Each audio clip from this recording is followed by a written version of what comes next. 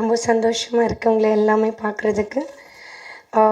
நம்ம Parker sir வந்து நம்ம எல்லாமே ஒரு ப்ரவுட் இந்தியன் மட்டும் இல்லை, இஸ் அ ப்ரவுட் தமிழன் ஆல்சோ.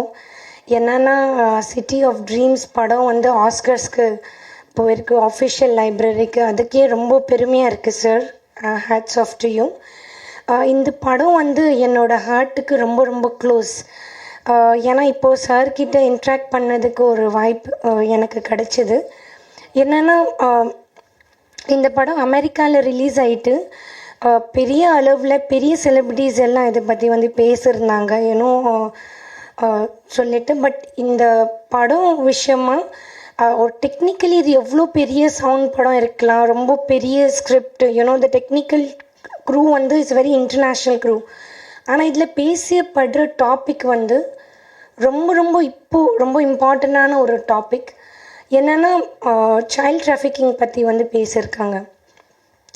குழந்தைங்களை பேசிக்காக இட்ஸ் நாட் ஒன்லி குழந்தைங்களை நீங்கள் கடத்துறது இருக்கட்டும். இந்தியாவில் மட்டும் 4 லட்சம் குழந்தைங்க எல்லா வருஷம் வந்து கடத்தப்படுறாங்க. பார்க்கர் சார்கிட்ட பேசும்போது 12 மில்லியன் கிட்ஸ் வந்து அவங்க கடத்தப்படுறாங்க. அது பேசிக்காக நம்ம பார்த்தோன்னா மோரோவர் அவங்க வந்து ஒரு செக்ஸ் ட்ராஃபிக்கிங் இருக்கட்டும், இல்லைன்னா அவங்களோட ஆர்கன்ஸை வந்து அவங்கள விற்பாங்க, அவங்கள ஒரு ஸ்லேவரியாக விற்பாங்க. ஆக்சுவலி லைக் அவங்க சைல்ட் லேபருக்காக வந்து யூஸ் பண்ணுவாங்க. ஆனால் அதை விட கொடூரமான விஷயம் என்னென்னா இதில் 80% வந்து கேர்ள் சைல்டை தான் அவங்க வந்து அப்டக்ட் பண்ணுறாங்க. அண்ட் அவங்கள வந்து ப்ராஸ்டியூஷன் அதுக்கு எல்லாமே வந்து அவங்க தள்ளப்படுறாங்க. ரொம்ப சின்ன குழந்தைங்க, அவங்களோட ஏஜ் கேப்பே வந்து பார்த்திங்கன்னா 10 to 18 இருக்கிற கேர்ள் சைல்டை வந்து அவங்க அப்படி இது வந்து பண்ணுறாங்க. இந்த படம் வந்து டெக்னிக்கலாக எப்படி வந்து பட்டு இருக்குது. பட் பார்க்கர் சாருக்கு எவ்வளோ அவங்க டிஃப்ரெண்ட்டாக படங்கள் நிறைய டிஃப்ரெண்ட் ஜானர்ஸ், ஹாரர் ஜானர்ஸ் எடுத்திருக்காங்க. எல்லாமே பண்ணி வெற்றி கொடுத்த ஒரு டைரக்டர். இவ்வளோ ஒரு இம்பார்ட்டண்டான இப்போ குளோபலாக இருக்கிற அவங்கக்கிட்ட பேசும்போது தான் எனக்கு தெரிஞ்சது இது ஒரு குளோபலாக 12 மில்லியன் வந்து சாதாரண நம்பர்ஸ் கிடையாது, ரொம்ப பெரிய நம்பர்ஸ். அதில் வந்து நம்மளோட மீடியா நண்பர்கள் அனுராதா கேபி அவங்க தான் மெயின் ஆக்டிவிஸ்ட். அந்த சில்ட்ரனை வந்து அவங்க லைஃபே வந்து சாக்ரிஃபைஸ் பண்ணியிருக்காங்க. அதில் வந்து மனிஷா கொய்ராலான்னு சொல்லிட்டு அவங்க நேபாளிலேருந்து நிறைய கேர்ள்ஸ் எடுத்து வந்துட்டு ரீஹாபிலேட் வந்து பண்ணியிருக்காங்க. நம்ம இண்டஸ்ட்ரியிலேருந்து நந்திதா தாஸ் ஆக்ட்ரஸ் வந்து பண்ணியிருக்காங்க. நிறைய பேர் கைலாஷ் சத்யார்த்தி அவங்க வந்து நோபல் வந்து கொடுத்துருக்காங்க அவங்களுக்கு ரீசெண்டாக இந்த சைல்ட் ட்ராஃபிக்கிங்காக. ஆனால் 12 மில்லியன் வந்து ரொம்ப பெரிய நம்பர்ஸாக இருக்குது. அதில் வந்து அது என்னோடய டாட்டர் கூட இருக்கலாம், என்னோடய மதர் கூட இருக்கலாம், என்னோட குழந்தை கூட இருக்கலாம். ஏன்னா ஒருத்தங்க அந்த விஷயம் வந்து யோசிக்கணும். அங்கே இருக்கிற குழந்தை வந்து என் ஃபேமிலியில் இருக்கிற குழந்தை கூட இருக்கலாம். ஸோ இந்த ஒரு தாட்டை வந்து ரொம்ப பியூட்டிஃபுல்லாக இந்த படத்தில் வந்து காமிச்சிருக்காங்க. டெக்னிக்கலாக படம் அஃப்கோர்ஸ் ரிலீஸ் ஆகுது இந்தியாவில் எக்ஸ்க்ளூசிவாக எல்லாருக்காகவும். அதை பார்த்து நீங்கள் என்ஜாய் பண்ண போகிறீங்க. ஆனால் இந்த படம் ரிலீஸ் பண்ணும்போது 100% பெரிய அவேர்னஸாக வந்து வரும்போது அண்ட் பேசிக்காக மீடியா பீப்புள் வந்து ரொம்ப அவேர்னஸ் இதை பற்றி வந்து பண்ணணும். ஏன்னா அதில் இருக்கிறவங்க யாரும் நம்ம ஃபேமிலியில் இருக்கிற பீப்புளாக கூட இருக்கலாம். தேங்க்யூ ஸோ மச் ஜான் சாருக்கு இப்படி ஒரு யூஸ்ஃபுல்லான ஈவெண்ட்க்கு என்னை கூப்பிட்டதுக்கு. தமிழர்களுக்கு வந்து ஒரு போராட்ட குணம் இருக்கும்னு சொல்லுவாங்க. இப்போ மித்ரன் சார் சொன்ன மாதிரி ஒரு சங்கிலியை பிச்சுக்கிட்டு ஓடின ஒரு யானையை இங்கே வந்து யூஎஸ்லேருந்து கூப்பிட்டு வந்திருக்காங்கன்னு நினைக்கிறேன். ஸோ பயங்கர பசியில் இருப்பார். ஏன்னா யானை பசியை அடக்கவே முடியாதுன்னு சொல்லுவாங்க. ஒரு தயாரிப்பாளர் அப்படி இருக்கும்போது சில இயக்குநர்கள் போய் கதை சொல்கிறது ரொம்ப டஃப்பான ஜாப்னு நினைக்கிறேன். ஏன்னா அவருடைய படங்களுடைய தலைப்புகள், அந்த படங்களுடைய ஹாலிவுட்டில் அந்த படங்களுடைய வித்தியாசங்கள் அதை சொல்லுது. ஸ்டார், அப்புறம் வைல்டு நைட்ஸு, இந்த மாதிரி. இப்போ இந்த படத்துக்கு சிட்டி ஆஃப் ட்ரீம்ஸ், கனவுகளோட வாழ்க்கையை ஆரம்பிக்க வேண்டிய நேரத்தில் அந்த குழந்தைகளுடைய கனவுகளை மொத்தமாக அழிக்க நினைக்கிற, மொத்தமாக அழிச்சிட்ருக்க சில பேரை பற்றின, சில ஆட்களை பற்றின இந்த படம் பண்ணியிருக்காங்க. ஸோ ட்ரீம்ஸ் ஆக்சுவலாக யூஎஸை வந்து சிட்டி ஆஃப் ட்ரீம்ஸ்ன்னு சொல்லுவாங்க, அந்த அமெரிக்காவை. ஸோ அங்கே இந்த மாதிரியான ஒரு விஷயங்கள் நடக்குது அப்படின்றத வந்து ரொம்ப பட்டவர்த்தனமாக எடுத்து காட்டியிருக்கிற உங்கள் டீமுக்கு என்னுடைய பெரிய தேங்க்ஸ் சார். எங்கே போனாலும் அந்த குழந்தைங்களை அப்யூஸ் பண்ணுற விஷயங்கள் வந்து நிறுத்தப்படுறதே இல்லை. நம்மளும் எல்லா மேடைகள்லையும் பேசுகிறோம், எல்லாரும் பேசுகிறோம். ஆனால் அது வந்து எப்படி நிறுத்துறது, எப்படி அதை ஸ்டாப் பண்ணுறதுன்றது வந்து யாருக்குமே தெரியாத ஒரு கேள்வியாகவே இருந்துகிட்ருக்கு. ஸோ இந்த மாதிரியான படங்கள், இந்த மாதிரியான நிகழ்ச்சிகள் மூலமாக அது வந்து போய் சேரும்போது மக்கள் இன்னும் ஜாக்கிரதையாக இருப்பாங்க, தன் குழந்தைங்களை பத்திரமா பார்த்துப்பாங்கன்றது வந்து இதன் மூலிமா தெரியப்படும் நம்புகிறேன். ஸோ இந்த மாதிரியான ஒரு ஃபங்க்ஷன், இந்த மாதிரியான ஒரு விஷயம், அதான் முன்னாடி சொன்ன மாதிரி போராட்ட குணம், அங்கே போயிட்டு ஒரு தமிழராக அங்கே கால் ஊனிட்டு அதுக்கப்புறம் இங்கே வந்து லயன்ஸ் கேட் மாதிரியான ஒரு பெரிய கன்சர்னில் இந்த படம் ரிலீஸ் ஆகுதுன்னு சொன்னாங்க. ஸோ அதுவே ஒரு தமிழனாக அவர் கிடைச்ச மிகப்பெரிய வெற்றி. இங்கே வந்து இந்த படம் இப்போ இன்னும் கொஞ்ச நாளில் இங்கேயும் ஓடிடி பிளாட்ஃபார்ம்ஸில் ரிலீஸ் ஆக போகுதுன்னு கேள்விப்பட்டேன். ஸோ மொத்தமாக எல்லாத்துக்கும் தேங்க்ஸ் சார். அவர் டைரக்டர் சொன்ன மாதிரி தமிழ்லையும் சீக்கிரம் படம் பண்ணுங்கள். அதுக்கும் நாங்கள் இந்த மாதிரி ஃபங்க்ஷன்ஸில் வந்து உங்களை வாழ்த்துவோம். தேங்க்யூ. வந்திருக்கும் பத்திரிகை மற்றும் ஊடகத்துறை நண்பர்களுக்கு இந்த விழாவின் சார்பாக மாலை வணக்கம். PRO Savitri madam and John சாருக்கும் இந்த விழாவுக்கு கூப்பிட்டதுக்கு ரொம்ப பெருமையாக இருக்குது. இந்த விழாவின் நாயகன் வந்து சிட்டி ஆஃப் ட்ரீம்ஸ்ன்ற படத்தை எடுத்து ட்ரீம்ஸோட சென்னை நோக்கி வந்திருக்காரு. கம்பத்தில் பிறந்தாருந்தாங்க, சிலிக்கான் வேலியில் வளர்ந்தேன்னு சொன்னாங்க. பட் அவர் செஞ்சுருக்கிற இந்த படத்தை கண்டென்ட் நம்ம ஷார்ட் ஃபிலிமாக பார்க்கும்போதே, இல்லை ஷார்ட்டாக பார்க்கும்போதே, டீசராக பார்க்கும்போது வியப்பாக இருக்குது. இங்கே தமிழ்நாட்டில் ஒரு படம் பண்ணுறது உயிர் போகிற மாதிரி இருக்குது. 5 படம் அது ஹாலிவுட்டில், அதை எடுத்துகிட்டு தமிழ்நாட்டுக்கு வந்து உங்கள் முன்னாடி போட்டு காட்டி எனக்கு சப்போர்ட் பண்ணுங்கன்னு கேட்குறது அவரோட தமிழனுக்கான அந்த பெருமையை நமக்கு ரொம்ப, அதாவது ரொம்ப புல்லரிப்பாக இருக்குது. ஜான் சார் ரொம்ப தேங்க்யூ லாஸ்ட் மினிட்ல இந்த ஃபங்க்ஷனை கூப்பிட்டதுக்கு. நம்ம நிறைய பேர் நிறைய விஷயங்கள் எழுதுறதில்ல. நம்ம வந்து இங்கே இந்த மேடையை வந்து இன்னும் பெருசாக அலங்கரிச்சுக்கணும். ஆனால் சார் வந்து அதுக்கான டைம் கொடுக்கலன்னு நினைக்கிறேன். நேற்று தான் வந்திருக்காரு, இன்றைக்கே இந்த ஆர்கனைஸ் பண்ணியிருக்காங்க ஃபங்க்ஷனை. ஜான் எப்பயுமே லாஸ்ட் மினிட்ல சிறப்பாக ஒரு விஷயத்தை செஞ்சிருவார். இந்த மேடையில் பேசின அவரோட நண்பர் ஃபஸ்ட்டு பேசிட்டபடியாக நமக்கு இதுக்கு மேலே என்ன பேசுறதுன்னு தெரியல. ஏன்னா உன்னை பற்றி உன்னை கேட்காத உன் நண்பனை கேளுன்னு சொன்ன மாதிரி அவர் டேரக்டர் சார் எல்லாத்தையும் பேசிட்டாரு. ஒரு கண்டென்ட் அற்புதமாக இருக்குது, ரொம்ப வியப்பாக இருக்குது. ஆஸ்கார் லைப்ரரிக்கு இதுக்கு போயிருக்குன்னு சொல்கிறாங்க. அண்டு 1000 ஸ்க்ரீனில் யூஎஸில் மட்டும் ரிலீஸ் ஆகிருக்கு. நிறைய செலிப்ரிட்டிஸ் பார்த்துருக்காங்க. இன்னும் ஆகஸ்ட் மாதம் ஐ திங்க் சார் சொன்னாங்க வேர்ல்டு வைட் அகெயின் லைன் கேட் வந்து இப்போ கிராண்ட் ரிலீஸ் பண்ண போகிறாங்க. நம்ம பார்த்து நம்ம தமிழருக்கு நம்ம சப்போர்ட் பண்ணணும். அது ஒரு தயாரிப்பாளராக அவரை நம்ம கொண்டாடணும். இதை சிறப்பாக நீங்கள் தான் எல்லாம் எடுத்துகிட்டு போகணும். நம்ம நிறைய படங்களுக்கு எழுதுகிறோம், பட் இந்த படத்தை இன்னும் கொஞ்சம் சிறப்பாக எழுதி ஒரு வெற்றியான தருணத்தை கொடுத்து, அவர் 5 படம் ஹாலிவுட்டில் பண்ணியிருக்காரு. நிறைய தமிழ் படமும் அவர் பண்ணணும்னு சொல்லி நீங்கள் எல்லாம் கண்டிப்பாக சப்போர்ட் பண்ணணும். நன்றி, வணக்கம். எங்கள் படத்தோட செய்தியை உலகம் முழுக்க கொண்டு போக வந்திருக்கிற ஊடக நண்பர்கள் அனைவருக்கும் சிட்டி ஆஃப் ட்ரீம்ஸ் படக்குழுவின் சார்பாக ரொம்ப நன்றியை தெரிவிச்சுக்கிறோம்.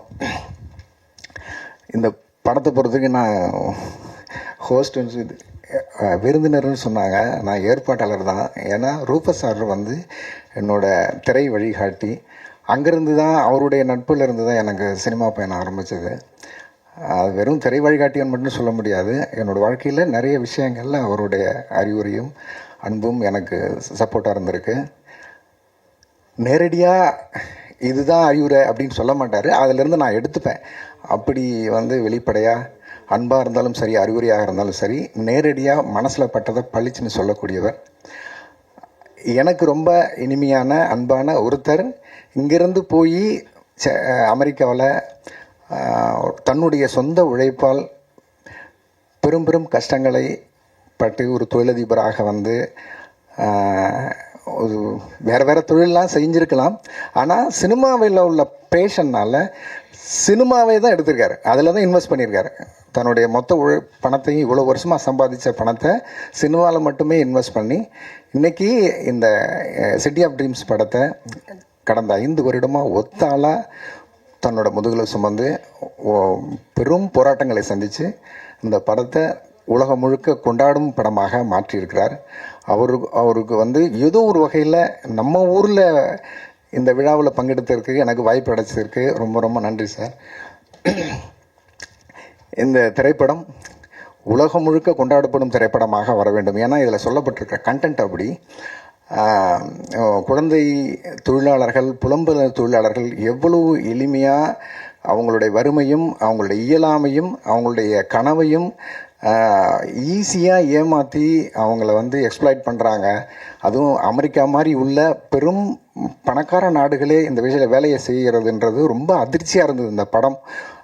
அந்த கதை நானும் படம் பார்க்க ஆர்வமாக தான் இருக்கேன். அவ்வளோ விஷயங்களை இந்த படத்தில் சொல்கிறது வந்து அந்த துணிச்சலுக்கே பெரிய பாராட்டுகள் கொடுக்கணும். அதுவும் நம்ம ஊரில் ஒரு தமிழராக இவ்வளோ பெரிய துணிச்சலாக இந்த படத்தை வந்து உலகம் முழுக்க கொண்டு வந்து சேர்க்குற முயற்சிகளுக்கு நம்ம உறுதுணையாக இருக்கணும். அந்த வகையில் நம்ம மீடியா நண்பர்கள் பெரும் உதவியாக இருப்போம் நான் நம்புகிறேன். வேறு ஒன்றும் இல்லை. ரொம்ப ரொம்ப நன்றி. படம் பெரும் வெற்றி அடைய வாழ்த்துக்கள். தேங்க்யூ. பத்திரிகையாளர்களுக்கும் சிறப்பு விருந்தினர் வந்த எல்லாருக்கும் என்னுடைய நன்றி. இதை ரொம்ப குறுகிய காலத்தில் சிறப்பாக அமைச்சு கொடுத்த பிஆர்ஓ ஜான்சன் அண்ட் சாவித்ரி அவங்களுக்கும் என்னுடைய நன்றி.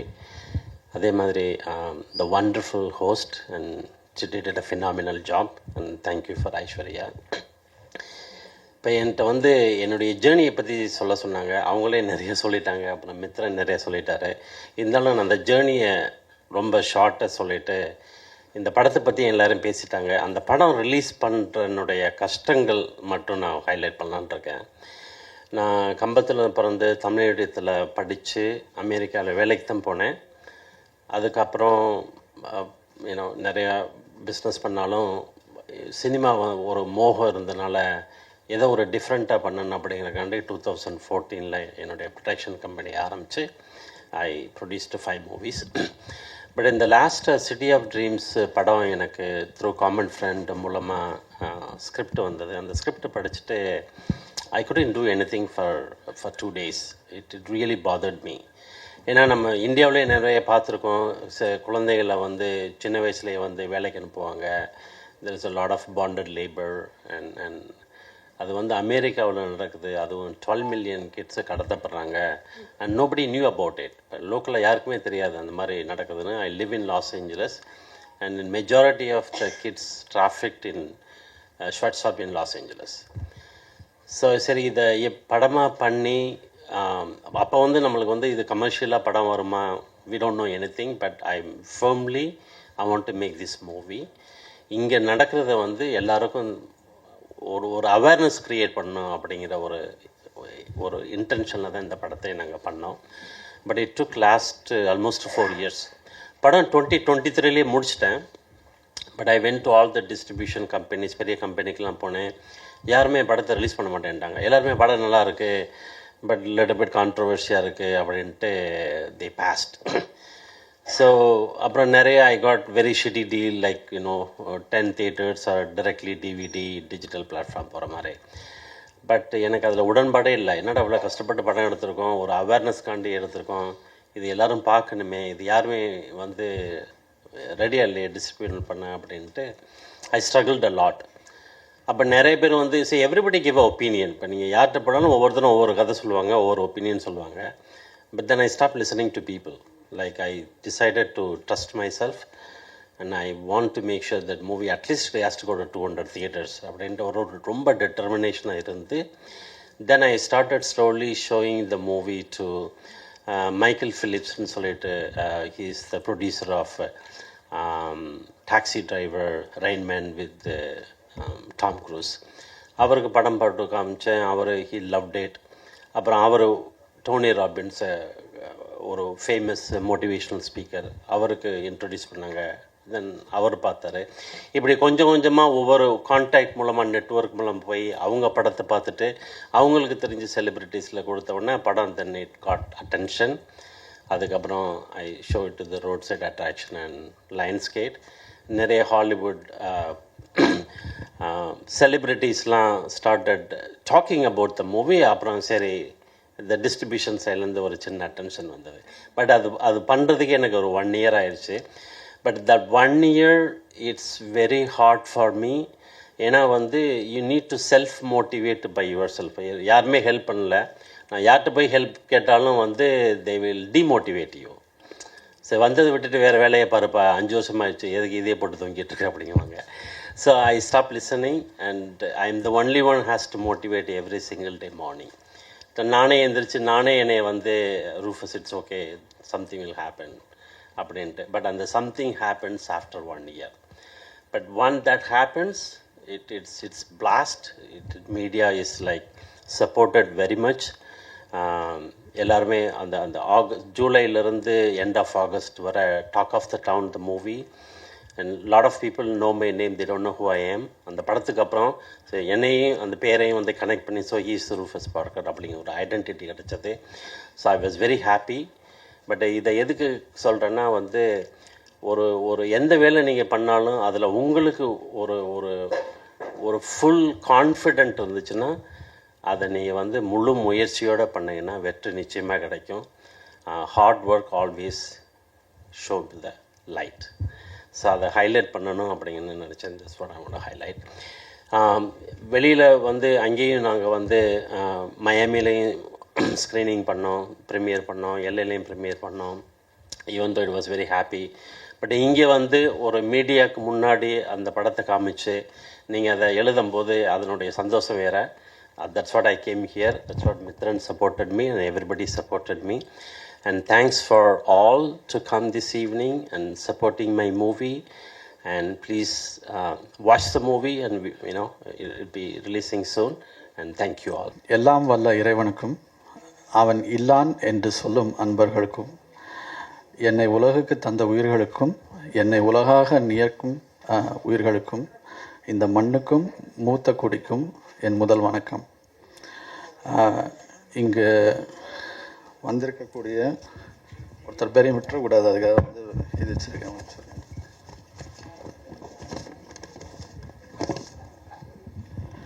இங்கே வந்திருக்கக்கூடிய producer Mathiyazhagan, director Siva Arumugam, actor Harishkumar,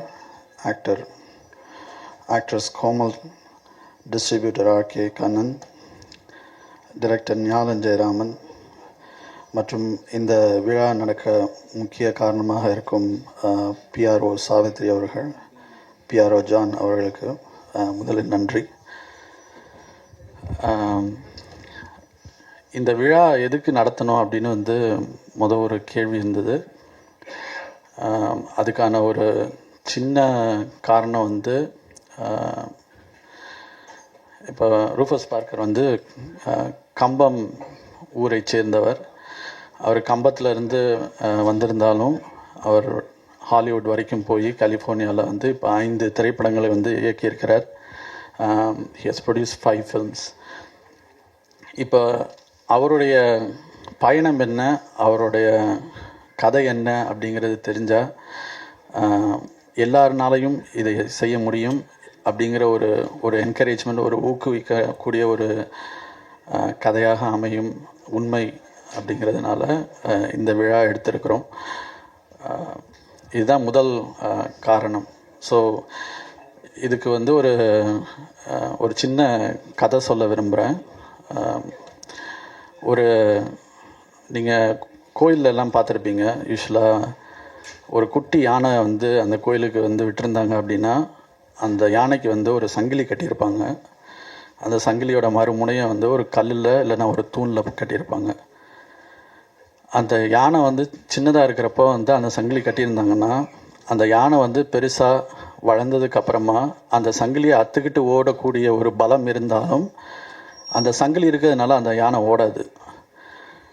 இதுக்கு என்ன காரணம் அப்படின்னா வந்து அந்த யானைக்கு ஒரு வலிமை இல்லைன்னு கிடையாது, அல்லது அந்த சங்கிலி வந்து பயங்கர ஸ்ட்ராங்கான சங்கிலின்னு அர்த்தம் கிடையாது. அந்த யானையுடைய மன வலிமை, அந்த யானைக்குரிய ஒரு மனப்போக்கு அல்லது அதோட மென்டாலிட்டி அது வந்து அமுக்கப்படுகிறது. அதாவது சின்ன வயசுலேருந்தே ஒரு சங்கிலி இருந்தால் உன்னால் வெளியே வர முடியாது அப்படிங்கிறத வந்து அந்த யானைக்கு சொல்லி சொல்லி சொல்லி அது பெருசானதுக்கப்புறமாவும் தன்னால் அந்த சங்கிலி ஆக்க முடியாது போல இருக்குது அப்படின்னு வந்து அது நினைக்கக்கூடிய ஒரு மனநிலைமைக்கு அந்த யானை போயிடும். இது எதுக்கு நான் அவங்கள்ட்ட சொல்கிறேன் அப்படின்னா, நம்ம வந்து வளர்கிறப்ப நம்மளுடைய சூழல், நம்மளுடைய நண்பர்கள், நம்மளுடைய பள்ளிக்கூடம், நம்மளுடைய ஆசிரியர்கள் எல்லாரும் சேர்ந்து இதுக்கு தான் நீ லாய்க்கு, இதுக்கு தான் நீ வந்து உருப்படுவ, நீ இப்படி தான் ஆவ அப்படி தான் ஆவன்னு வந்து சொல்லி சொல்லி சொல்லி வளர்கிறப்ப நமக்கும் வந்து இவ்வளோ தான் நமக்கு இருக்கு போல இருக்குது, இவ்வளோ தான் நம்ம செட்டில் ஆகிடுவோம், இதுக்குள்ளே வந்து முடிச்சிருவோம் அப்படின்னு வந்து யோசிக்கிற ஒரு ஒரு மனப்பான்மை வேண்டாம். அப்படி இல்லாமல் அந்த சங்கிலியை அத்துட்டு அதுக்குரிய எல்லா இடர்பாடுகளையும் மீறி ஒருத்தர் வந்து ஒரு விஷயத்தை செய்கிறப்ப தான் வந்து அவங்க வெற்றி அடைகிறாங்க. அப்படி ஒரு சங்கிலியை அத்துட்டு போன ஒரு யானை தான் வந்து ரூஃபஸ் பார்க்கர். அவருடைய அத்தனை சிரமங்கள் என்ன அப்படிங்கிறது கூட இருந்து பார்த்ததில் எனக்கு நிறைய தெரியும். ஸோ அது எல்லாத்தையும் தாண்டி வந்து தான் இப்போ அந்த 5 படங்களை வந்து தயாரிச்சிருக்கிறார். நம்ம ஊரில் படம் தயாரிக்கிறது சிரமம். அதை விட நீங்கள் வந்து வேறு ஒரு நாட்டுக்கு போய் படம் தயாரிக்கிறப்ப வந்து அதில் பலவிதமான ஜட்ஜ்மெண்ட், அதாவது நம்மை பற்றி ஏற்கனவே வந்து ஒரு ஒரு கருத்து இருக்கும். நம்ம தோல் நம்மளுடைய நிறத்தை வச்சே வந்து நிறையா விஷயங்களை முடிவு பண்ணிடுவாங்க. இவங்களுக்கு வந்து இவ்வளோ தான் தெரியும், இவங்களுக்கு இவ்வளோ தான் பேச வரும், இவங்களுக்கு வந்து இந்த விஷயம் தெரியாது, இப்படி ஒரு முடிவோடு தான் வந்து நம்மளை பார்க்குறதே வந்து அங்கே பார்க்க போகிறாங்க. அப்போ அதுவும் வந்து ஒரு சங்கிலி தான் இல்லையா? நம்மளை பற்றி இன்னொருத்தன் என்ன நினைப்பான் அப்படிங்கிற ஒரு அந்த மனப்பான்மையை வந்து அறுத்து விட்டு போகிறது அப்படிங்கிறதும் ஒரு முக்கியமான விஷயம். ஸோ இதெல்லாம் தாண்டி தான் இப்போ இந்த 5 படத்தை வந்து அவர் தயாரிச்சிருக்கிறார். மென்மேலும் பல தயாரிப்புகள் செய்வதற்கு என்னுடைய வாழ்த்துக்கள். வந்தவர்கள் அனைவருக்கும் என்னுடைய நன்றி. அத்துணை பத்திரிகை நண்பர்கள், ஊடகங்கள், சமூக வலைத்தளங்கள் இருந்து வந்தவர்கள் அனைவருக்கும் என்னுடைய நன்றி. சந்தோஷமாக இருங்க, ஹெல்த்தியாக இருங்க, நம்பிக்கையோடு இருங்க. வாழ்த்துக்கள்.